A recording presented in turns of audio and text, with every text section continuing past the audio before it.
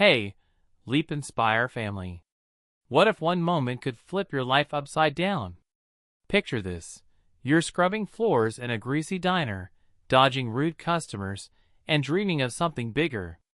Then, in a heartbeat, you're standing in a mansion, the long-lost heir to a billionaire's fortune. Sounds like a movie, right?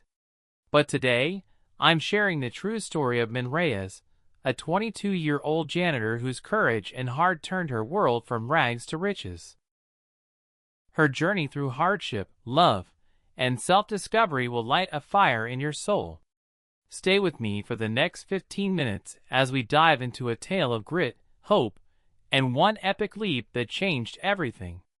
Ready to be inspired? Let's jump in. Min Reyes was 22, with calloused hands and a stubborn spark in her dark eyes. Born in a small Nevada town, she'd grown up in a cramped trailer with her single mom, Lila, who worked double shifts at a diner to keep them afloat. Min had big dreams. To become a writer, to tell stories that move people, but life had other plans.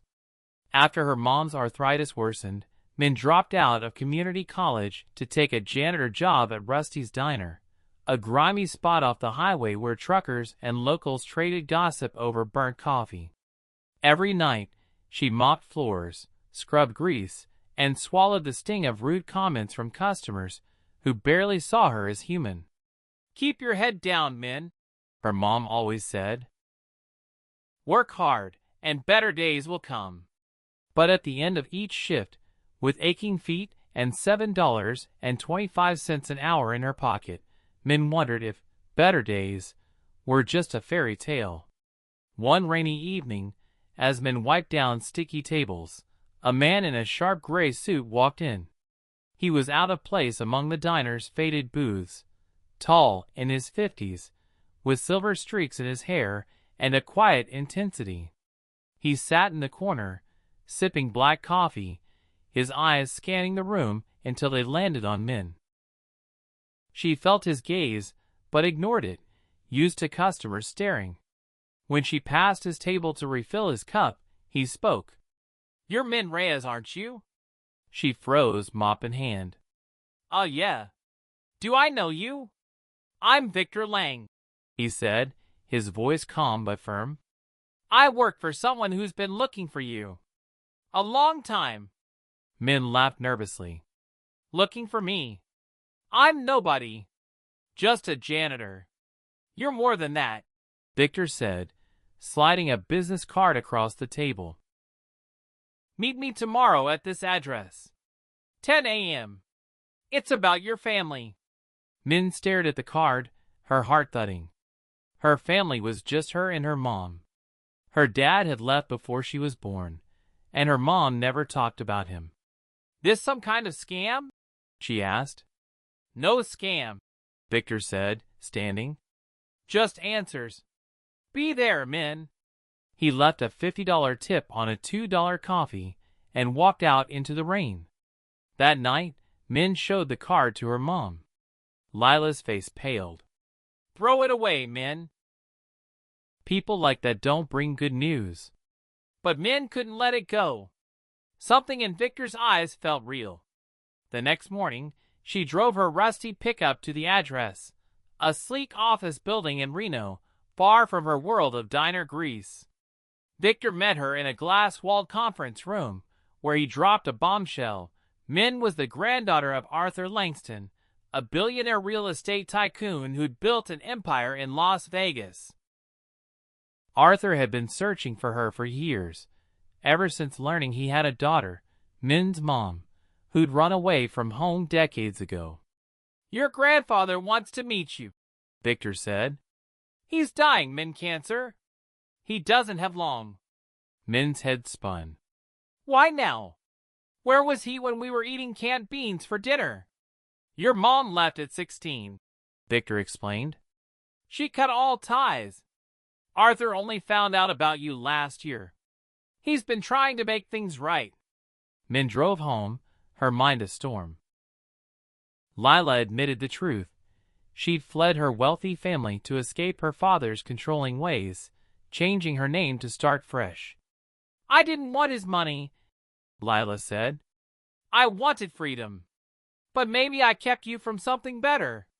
The next day, Min agreed to meet Arthur. Victor drove her to a sprawling mansion in Las Vegas, all marble floors and chandeliers that sparkled like stars.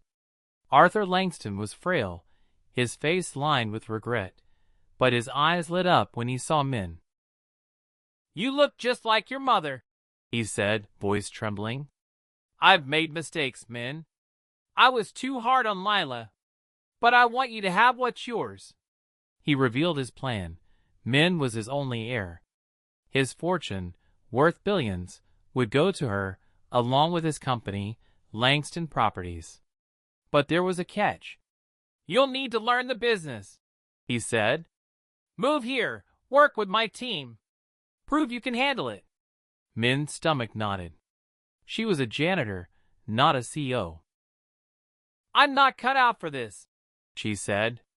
I don't even know where to start. You'll learn, Arthur said. You've got my blood, and Victor will guide you. Back at the diner, Min's life felt like a split screen.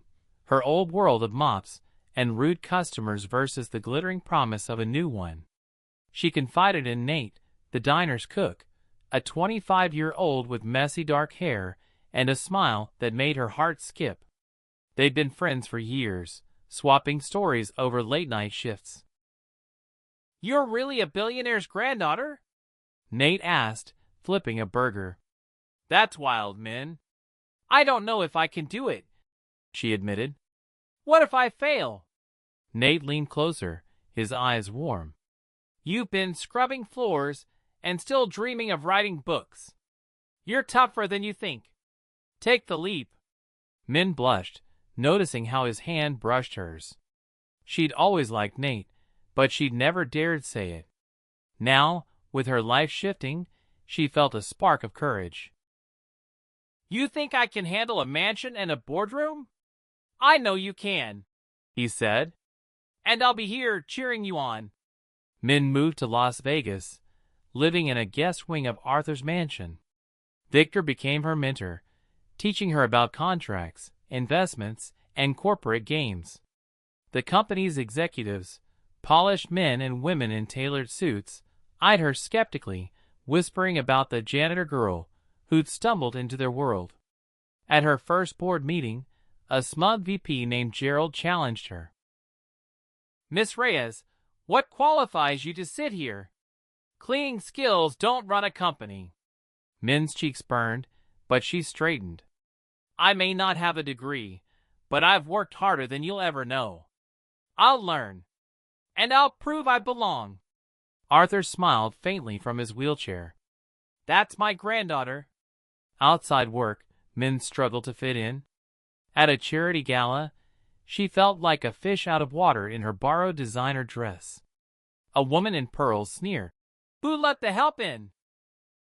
Min's hand shook, but she held her head high, remembering her mom's words, keep your head down, but never your heart.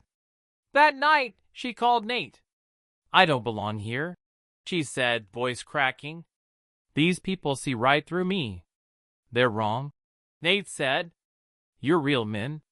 That's your power. Keep going. His words steadied her.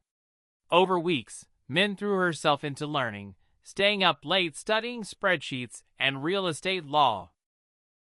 She started writing again, too, journaling her journey in a notebook she called her Leap Log. Arthur read it one day and smiled. You've got a gift, Min, use it. As Arthur's health faded, Min grew closer to him, hearing stories of his youth and regrets. I pushed your mom away, he said. Don't let pride stop you from love, Min. She thought of Nate. Their late-night calls had become her anchor, his jokes and encouragement keeping her grounded. One weekend, she invited him to visit.